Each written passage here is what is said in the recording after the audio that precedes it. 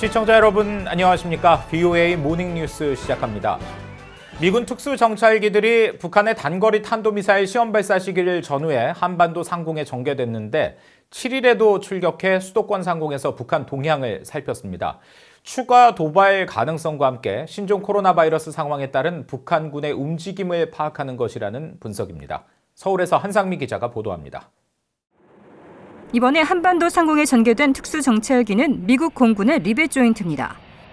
통신감청 정찰기인 리벳 조인트는 7일 강원도 춘천과 경기도 광주, 인천 등 수도권 일대를 비행하며 임무를 수행한 것으로 민간 항공추적 사이트 에어크래프트 스폿은 파악했습니다. 미군 특수정찰기의 한반도 상공 전개 신호가 파악된 것은 이달 들어서만 벌써 3번째입니다. 리벳 조인트는 미사일 발사 전 지상 원격 계측 장비에서 나오는 신호를 포착하고 탄두개적 분석 장비를 탑재하고 있습니다. 북한은 지난 3월에만 4차례에 걸쳐 미사일 9발을 발사했습니다. 지난해 8월 10발에 이어 최다 발사로 북한의 추가 도발 가능성에 따른 한반도 상공 비행으로 전문가들은 분석했습니다. 이와 함께 신종 코로나 바이러스로 인한 북한군의 움직임도 중요하게 파악했을 것으로 평가됐습니다. 에브람스 사령관이 북한군이 거의 한 달 동안 가만히 있을 수밖에 없는 상황이었다. 아마도 코로나 관련해서 북한 내부에서도 조금 문제가 발생한 것이 아니냐 이런 추정을 하잖아요. 코로나 바이러스로 인한 군의 활동이 얼마나 변화가 있는지 이런 걸 좀 추정하려는. 오는 10일로 예정된 북한의 최고인민회의를 앞둔 정찰로도 분석됐습니다.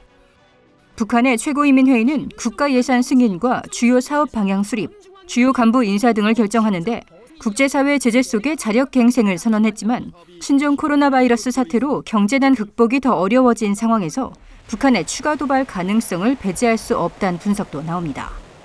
도와줄 나라도 없고 해결책이 없잖아, 해결책이. 그럼 결국 이제 도발을 감행할 그런 우려가 있다고 생각하지 않겠어요? 최고인민회의도 하고 이래서 좀 정세가 조금 도발적으로 선택할 수도 있지 않을까요?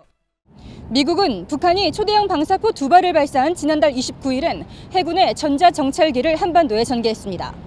이런 가운데 지난해 한국에 도입된 고고도 무인정찰기 글로벌 호크 1호가 올해 안으로 첫 작전 비행에 나설 것으로 알려졌습니다.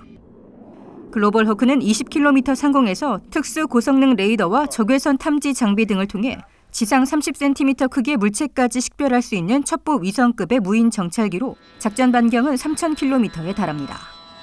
서울에서 VOA 뉴스 한상미입니다. 신종 코로나 바이러스가 전 세계로 확산되고 있는 가운데 북한이 잇따라 미사일 발사를 감행해 한반도의 위험과 긴장이 고조됐다고 국제 분쟁 전문 민간단체가 밝혔습니다. 북한의 인권 유린과 가상화폐 공격 등도 한반도 상황을 악화시키는 요인으로 지적됐습니다. 안소영 기자의 보도입니다. 벨기에에 본부를 둔 민간단체 국제위기감시 그룹은 최근 발표한 3월 위기감시 보고서를 통해 북한이 지난 3월 2일과 8일, 21일과 29일 등 4차례나 단거리 탄도미사일과 방사포를 발사한 사실을 적시하며 그에 따른 문제점을 지적했습니다. 신종 코로나 바이러스 사태로 전 세계가 대응하고 있는 상황에서 북한의 잇따라 미사일 시험 등으로 한반도 위험이 악화됐다고 평가했습니다. 그러면서 북한은 미국이 대응하지 않는 수준의 미사일 시험을 통해 북한의 신종 코로나 바이러스 발병 의심을 잠재우고 북한 주민들에게 김정은 위원장의 힘을 확신시키려는 의도로 보인다고 분석했습니다. 보고서는 이어 최근 북한의 미사일 역량 강화와 관련한 마크 에스퍼 미국 국방장관의 발언을 소개했습니다.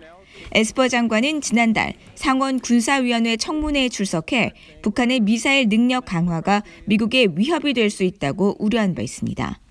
It's becoming increasingly complicated as they seek to modernize the full range of missile systems. Yes, if our intelligence is correct, they would.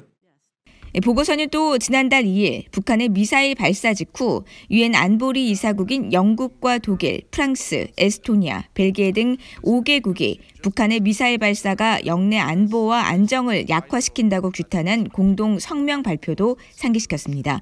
또 북한의 미사일 발사 외에도 한반도 위험을 고조시키는 요인으로 북한의 지속적인 인권 유린을 지적했습니다. 특히 북한 내 수용소의 조직적인 인권 유린 실태를 보고한 지난달 10일 미첼 바첼레트 유엔 인권 최고대표의 성명을 인용하며 북한의 인권 유린이 북한 정부 부처의 직접적 승인 아래 자행됐고 더 높은 당국자가 관련됐을 가능성이 있다고 강조했습니다. 이어 북한이 제재 회피 수단으로 암호화폐 해킹 공격을 지속하는 것 역시 한반도의 위험을 고조시키는 주요 요인 중 하나라고 지적했습니다. BOA 뉴스 안소영입니다. 미국 국방부가 고도화되고 있는 북한 등의 핵 위협에 대응하기 위해 미군의 핵 전력 체계 현대화가 매우 중요하며 이를 위한 예산 반영이 필요하다고 밝혔습니다.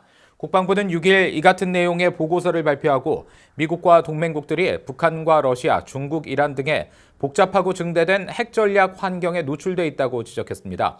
특히 불량 국가인 북한은 유엔 안보리 결의 위반인 불법 핵무기와 탄도미사일 프로그램을 고도화시켜 영내 불안정을 야기하고 있으며 지금까지 미국 본토와 동맹의 위협이 되는 정교한 핵과 대륙간 탄도미사일 실험을 여러 차례 진행해왔다고 설명했습니다. 보고서는 이런 적들의 움직임에 대응하기 위해서는 3대 전략 핵무기의 현대화가 중요하다며 400개의 대륙간 탄도미사일과 240기 이상의 잠수함 발사 탄도미사일, 또 핵추진 잠수함 부대 유지를 통해 동시적으로 발생하는 적 공격에 억지력을 가질 수 있도록 핵전력화 예산 반영을 강조했습니다. 마크 에스퍼 미 국방장관은 6일 정경도 한국 국방장관과 전화통화를 하고 방위비 분담금 협상에 대해 논의했습니다. 에스퍼 장관은 이날 자신의 사회 연결망 서비스 트위터에 정 장관이 자신의 전화를 받고 동맹의 공정한 분담의 중요성에 대해 논의한 것에 감사한다고 밝혔습니다. 그러면서 미국과 한국 두 나라는 공정하고 균형 있으며 종합적인 합의에 신속히 서명하는 것이 매우 중요하다고 강조했습니다. 한국 국방부 관계자는 두 장관이 상호 동의 가능하고 공정한 수준에서 협상이 결정돼야 한다는 점과 조속한 합의를 위해 함께 노력해야 한다는 데 공감했으며 정 장관은 주한미군 기지 한국인 근로자의 무급휴직에 대한 최우선 해결을 강조했다고 전했습니다. 미한 방위비 분담금 협상은 지난달 31일 한국 측 정은보 협상대사가 막바지 조율 단계에 와 있다고 밝힌 뒤 한국 정부 내에서 최종 타결이 임박했다는 전망이 나왔지만 미 국무부 관계자는 지난 2일 협상은 현재 진행 중이며 한국이 더 기여해야 한다는 게 트럼프 대통령의 생각이라고 밝혔습니다. 유럽연합의 호세프 보렐 외교안보 대표는 유엔과 EU의 제재는 인도주의적 지원과 관련해 아무런 문제가 없다면서 제재를 부과하고 있는 다른 국가들도 마찬가지여야 한다고 말했습니다. 보렐 EU 외교안보 대표는 6일 화상으로 열린 EU 국방장관 회의 모두 발언에서 이같이 밝히면서 제재를 받고 있는 북한, 이란, 쿠바, 시리아 등의 의료 장비 등 인도주의적 지원이 이루어질 수 있도록 제재 면제가 이루어져야 한다고 강조했습니다.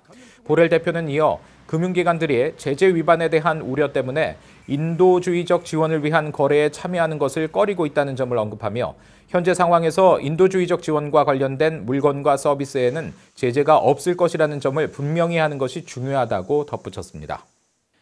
이상으로 BOA 모닝뉴스 마칩니다. 함께해 주신 여러분 고맙습니다.